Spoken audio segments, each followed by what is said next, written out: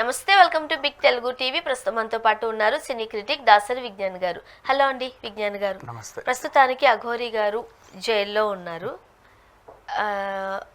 Bail ఎవరిస్తారు అనే దాని మీద చాలా పెద్ద సందిగ్ధత ఉంది. ఎందుకంటే నాకు తెలిసి అఘోరి గారికి వర్షిణి తప్ప ఇంకెవరూ లేరు.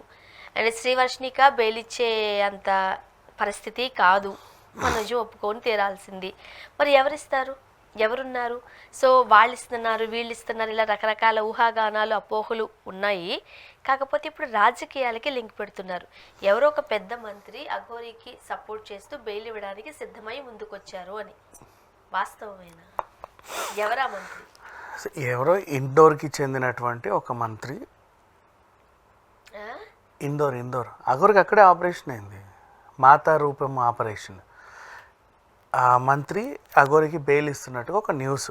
మనకు సంబంధించిన మన దగ్గర వాళ్ళు కూడా కాదు. యాక్చువల్గా ఇక్కడ విషయం ఏంటంటే ప్రతి మనిషికి నీ వల్ల నాకు చెడు జరిగింది అని 100 మంది కంప్లైంట్స్ ఇచ్చినా నీ వల్ల నాకు మంచి జరిగిందని ఎవడో ఒకడు ఉంటాడు. ఎవడో ఒకడు, ఎందుకు జరుగుద్దో తెలియదు. అంటే లేదులే, పూజలు చేసినప్పుడు కొంతమందికి సత్ఫలితాలు ఇస్తాయి. అంటే ఫర్ ఎగ్జాంపుల్ ఏదైనా సరే అయితే జరుగుద్ది లేదా జరగదు. అయితే బొమ్మ లేదా బొరుసు రెండే ఉంటాయి ఆప్షన్స్. జరగదు అనే వాళ్ళు 10 మంది ఉంటే జరిగిన వాళ్ళు ఒకరు ఉంటారు కదా, ఒకరో ఇద్దరు.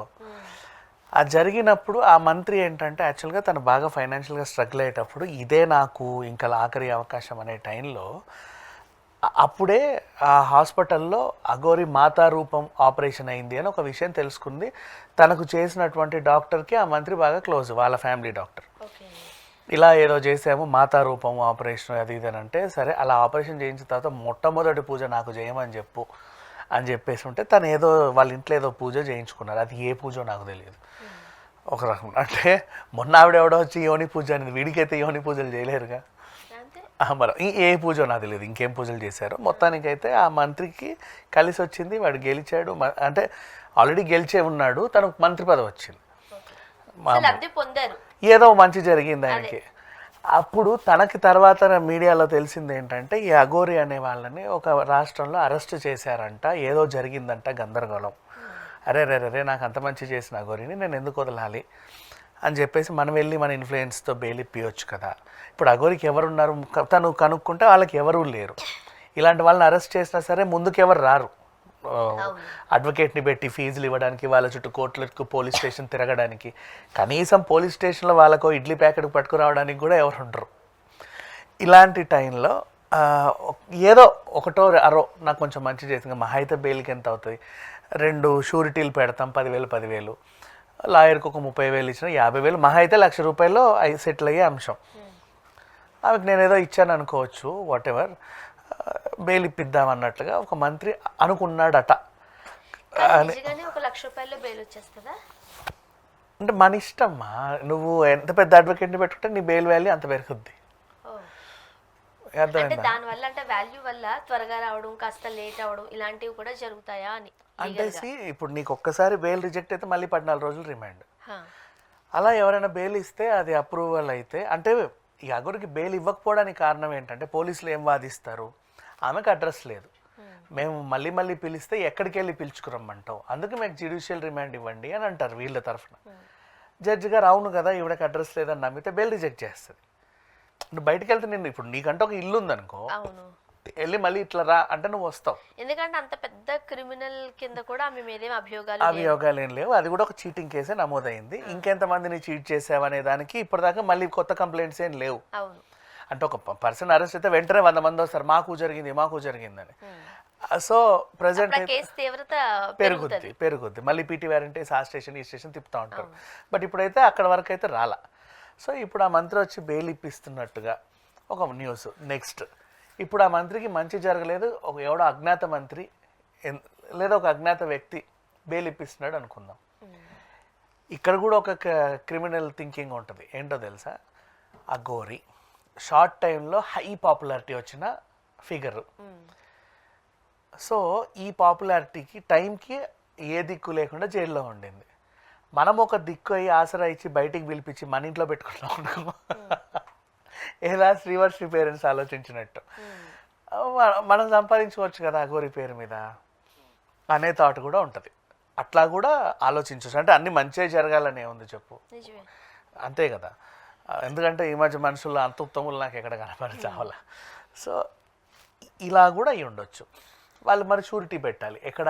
ఇప్పుడు ఖచ్చితంగా అగోరి వాళ్ళ ఇంటికి వెళ్ళాలి ఎవరైతే బెయిల్ ఇస్తారో, అక్కడే ఉండాలి. ఎందుకంటే బెయిల్ ఇచ్చే వాళ్ళు షూరిటీలు పెడతారు, మాది పూచి అని. అవును, పూచి. సో ఖచ్చితంగా తీసుకెళ్ళి వాళ్ళ ఇంట్లో పెట్టుకోవాలి. సో ఈ సిచ్యువేషన్ని అంటే ఖచ్చితంగా అఘోరి ఉండాలన్న సిచ్యువేషన్, శ్రీవర్షిణిలు నేను ఎందుకు ఉండాలి అని బయటకు వచ్చిన సిచ్యువేషన్ అది. ఇక్కడ ఖచ్చితంగా ఉండాలి. నువ్వు అటు ఇటు వెళ్తే పోలీస్ స్టేషన్లో ఇన్ఫార్మ్ చేయాలి. మళ్ళీ ఇంకోటి ఏముంటుంది, ఒకవేళ బెయిల్ వచ్చినా కూడా పోలీసులు చాలా వాదిస్తారు కాబట్టి వాళ్ళు ఒక ఇది తెచ్చుకుంటారు, వారానికి ఒకసారి వచ్చి మా స్టేషన్లో సంతకం పెట్టిపోవాలి, లేదా రోజుకోసారి వచ్చి పెట్టాలి, లేదా వారానికి ఒకసారి వచ్చి మీరు అంటే ఆ ప్రాంతం వదిలి వెళ్ళకూడదు, దేశం వదిలి వెళ్ళకూడదు, ఇలాంటి టర్మ్స్ కండిషన్స్ కూడా ఉంటాయి కదా. అందుకే స్టేషన్కి వచ్చి పోలీసు సంతకం పెట్టమంటారు. అండ్ నెక్స్ట్ ఒకవేళ అఘోరేటన పోతే మీది బాధ్యత, మిమ్మల్ని అరెస్ట్ చేస్తామని ఆ షూరిటీ వాళ్ళని కూడా అంటారు. సో అంత ధైర్యం చేసి కూడా అఘోరికి బెయిల్ ఇప్పించారంటే సంథింగ్ విల్ బి దేర్. మరి ఒకవేళ అఘోరి వాళ్ళ ఇంట్లో వదిలేసి పారిపోయినా ఇప్పుడు ఏం చేయలేము. అండ్ పారిపోదులే, తను ఎప్పుడు బయట మీడియాలో ఉన్నది కనిపిస్తూనే ఉంటుంది. అండ్ ఇప్పుడు మళ్ళీ శ్రీవర్షిని కూడా తీసుకురావాలి. ఇకపోతే నువ్వు అన్నావు చూసావా పర్టికులర్ టైంలో బెయిల్ ఇప్పిస్తారు అని ఇందాక, దానికి అసలు ఆన్సర్ ఏంటంటే May 5th నుంచి June 6th వరకు 5th వరకు కోర్టుకు వేసవి సెలవులు. ఇప్పుడు 5th ఈ రోజు ఎంత 2, ఇంకొక 3 రోజులు. అయ్యో మండే నుంచి సెలవులు, ఒక 1 month హాలిడేస్, కోర్టుకి సెలవులు, సమ్మర్ హాలిడేస్. నీకు బెయిల్ వస్తే ఈ రోజే తీసుకోవాలి. నువ్వు ఫ్రైడే బెయిల్కి అప్లై చేస్తే నీకు సాయంత్రం రావాలి, ఎందుకంటే రేపటి నుంచి సెలవు కాబట్టి. అసలు ఈ రోజు కూడా కోర్టు సెలవేనేమో. అవును, ఫ్రైడేస్ యాక్చువల్ ఫ్రైడేస్ అని అరెస్ట్ చేస్తారు, బెయిల్ ఇవ్వరు. సో ఈ రోజు కనుక అఘోరికి బెయిల్ రాకపోతే జూన్ వరకు జైల్లో మగ్గాల్సిందే, ఉండాల్సిందే 100%. కానీ ఎందుకు మరి, అంటే ఎలానో ఆ డెసిషన్ తీసుకున్నప్పుడు అంత పీక్ స్టేజ్లో ఎందుకు పెట్టారు? పీక్ స్టేజ్ కాదు, ఆమె అరెస్ట్ అయిన టైం పీక్ సిచ్యువేషన్కి వచ్చింది. ఆ మంత్రికి కాస్త ఆలస్యంగా తెలిసింది. ఓకే. అండ్ ఇంకొకటి, కొన్ని స్పెషల్ కేసెస్లో జడ్జి ఇంటికి వెళ్ళి కూడా ఇస్తారు, సపరేట్ బెంచ్ కూడా ఉంటుంది. అంటే అప్పుడు వీళ్ళ తరఫున వాదించే వాళ్ళు, కొట్లాడే వాళ్ళు ఉండాలి. ఇప్పుడు ఆ మంత్రి ఖచ్చితంగా నాకు అఘోరి బయటికి రావాలనుకుంటే ఈ కేసుని నెక్స్ట్ హయ్యర్ కోర్టుకో ఇంకెక్కడికో తీసుకెళ్ళి అక్కడ ఏదో ఒక సపరేట్ బెంచ్ మీద దీన్ని వాదించి తీసుకొచ్చి ఇంకో 5-6 లక్షలు 10 లక్షలు ఖర్చు పెట్టుకొని తెచ్చుకోవచ్చు. మళ్ళీ ఆయనకు నమ్మకం ఉంటాయి అఘోరి మీద, నేను ఈ 10 ఎంతసేపులో ఒక పూజ చేసి సంపాదించేస్తుంది అనే ఇది ఉంటే తెచ్చుకోవచ్చు, తప్పులేదు. సో ఇప్పుడు అఘోరికి అయితే ఒక మంత్రి అండదండలు అయితే ఉన్నాయి. అండ్ ఇప్పుడు అదే ఇండోర్లో కొన్ని వేల కోట్ల ఆస్తులు కూడా సంపాదించుకోవచ్చు.